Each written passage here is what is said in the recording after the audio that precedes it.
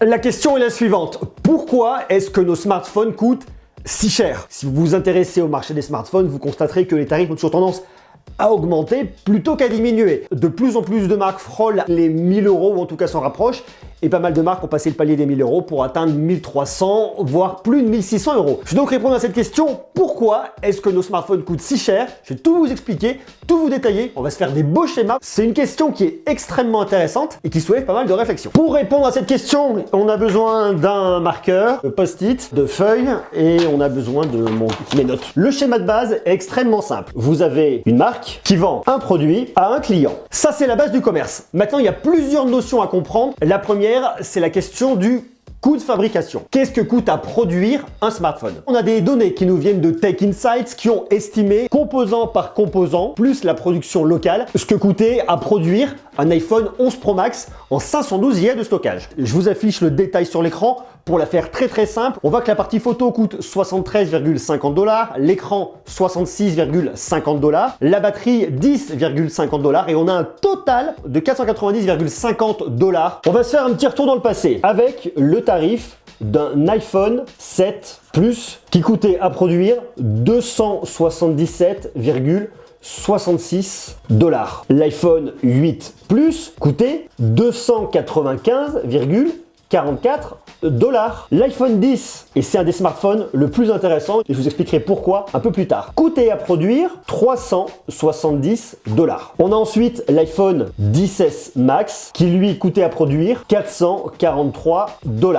Et on arrive sur notre iPhone 11 Pro Max, qui lui coûte, comme on vient de le voir, 490,50 $. Bon, là je vous parle d'Apple, mais il n'y a pas qu'Apple, on avait aussi Samsung avec son Galaxy S8 qui coûtait à produire 307,50 $. Et récemment, le Galaxy S20 Ultra qui coûtait à produire 528,50 $. Ce qui est extrêmement intéressant, c'est qu'un iPhone 11 Pro Max coûte 490 $ à produire et se vend dans la version 512 Go 1449 $.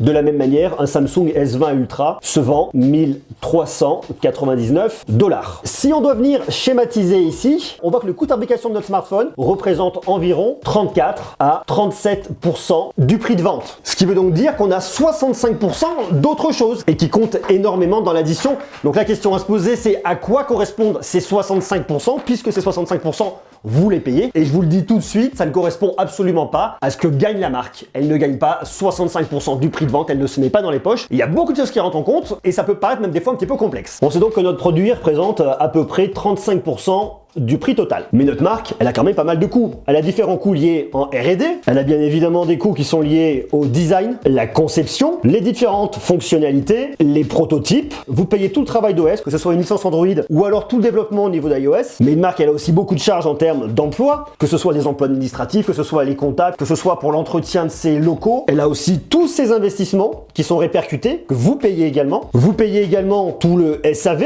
Elle doit bien évidemment payer tous ses actionnaires et elle doit donc tirer une marge pour gagner de l'argent. Donc tout ça, c'est des choses qui vont être compris dans le prix de votre produit et que vous allez payer sans forcément vous en rendre compte. Ensuite, il y a autre chose qui intervient ici entre le produit et le client, c'est toute la question de la distribution. Puisque forcément le produit, il va pas atterrir chez vous comme ça. Là vont se rajouter différents coûts, notamment le coût de stockage, les coûts de logistique pour acheminer le produit, il se déplace, on le prend, on l'emballe, on le fait partir. Tous les coûts de distribution, puisqu'une entreprise va s'occuper de la distribution et de l'implanter dans différents magasins. Et vous avez bien évidemment tous les magasins qui sont là aussi pour gagner de l'argent. Donc ça aussi c'est pour vous complètement invisible, mais ça vous allez également le payer. Mais il y a autre chose que vous allez payer, c'est la communication entre la marque et vous, et ça on l'appelle le marketing. C'est donc les différentes actions qui vont être mises en place pour venir vous vendre un produit, la communication de la marque directement vers le client final. C'est un vaste sujet et c'est un tarif qui va vraiment varier d'une marque à l'autre. Alors en marketing vous avez bien évidemment tout ce qui va être publicité, partant de la création avec les différentes agences. Si vous avez des prises de parole de célébrités, eh bien ça se paye, et ensuite les spots coûtent cher à diffuser, que ce soit en télé, en radio, sur le web, en affichage et même dans vos points de vente dans les différents magasins avec de la PLV. Autant vous dire que la partie marketing c'est souvent quelque chose qui coûte très cher et qui est aussi une part importante dans l'équation. Donc aujourd'hui je suis strictement incapable de vous donner les clés de répartition, mais maintenant vous dire ce que coûte le marketing par rapport à la marge, ça fluctue d'une marque à l'autre, puis vous vous en douterez, les marques ne communiquent pas dessus donc on n'a absolument aucun chiffre officiel. Maintenant qu'on comprend mieux de quoi est composé le prix d'un smartphone, on peut se demander pourquoi est-ce que les tarifs des smartphones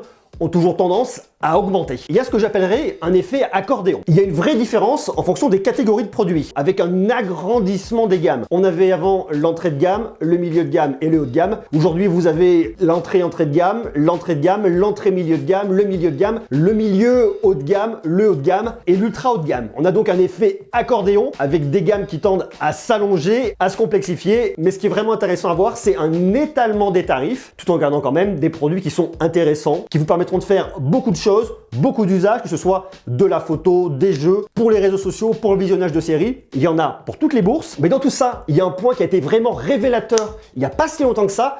Et c'est ce que j'appellerais l'effet iPhone 10. Quand on a commencé à parler de l'iPhone 10, les premières rumeurs parlaient d'un smartphone qui allait coûter à peu près 1000 $. On doutait qu'en France, le produit allait coûter plus de 1000 €, et ce qui a été le cas. Donc quand Apple a présenté son iPhone 10 en même temps que l'iPhone 8, les analystes disaient « ce smartphone ne se vendra pas, il ne pourra pas marcher, il coûte beaucoup trop cher ». Et c'est ça qui est extrêmement intéressant, et c'est la vision très juste d'Apple en créant une nouvelle catégorie de produits, ce qu'on appellera aujourd'hui l'ultra haut de gamme. Donc ici, vous avez les meilleures technologies, mais pour les marques, vous avez surtout une forte valeur, une image de marque qui va être accrue. Vous avez surtout des tarifs qui sont beaucoup plus élevés, et ça, c'est la cerise sur le gâteau, des marges qui sont également plus élevées. Donc des produits, s'ils se vendent bien, qui vous rapportent beaucoup d'argent. On a donc un effet iPhone 10 qui a créé un effet accordéon au niveau des gammes, et toutes les marques veulent y aller. Apple, bien évidemment, la première, puisque c'est elle qui est à l'origine de tout ça. Samsung avec toujours plus de produits dans la gamme S, S20, S20 Plus, ça on connaissait déjà.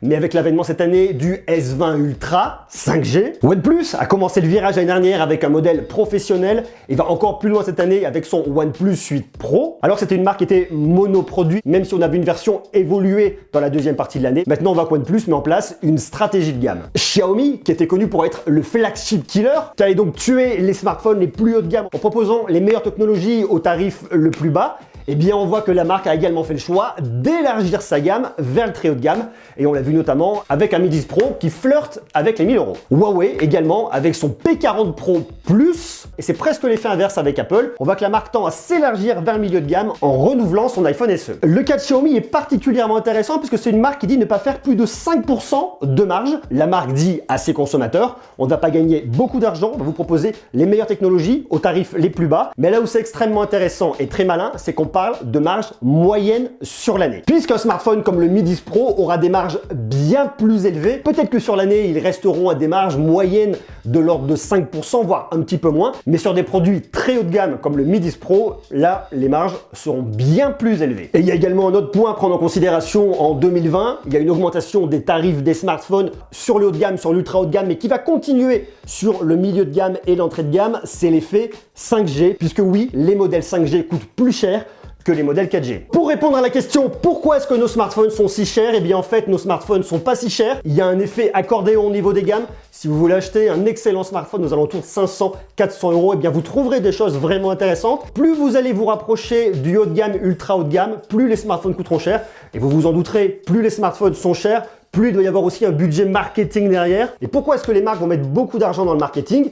Parce qu'elles veulent que vous achetiez leurs produits plutôt que ceux des concurrents. Et pourquoi est-ce que les marques viennent toutes sur l'ultra haut de gamme? Parce qu'il y a un beau et grand gâteau et qu'elles veulent toutes leur part. C'est pas une critique, c'est un fait, c'est la loi du commerce, c'est comme ça. À vous de me dire maintenant, vous, ce que vous en pensez en bas, en commentaire. Et quant à nous, on se retrouve extrêmement rapidement pour continuer à parler de tech. On vous envoie beaucoup d'amour. À très vite. Ciao, ciao.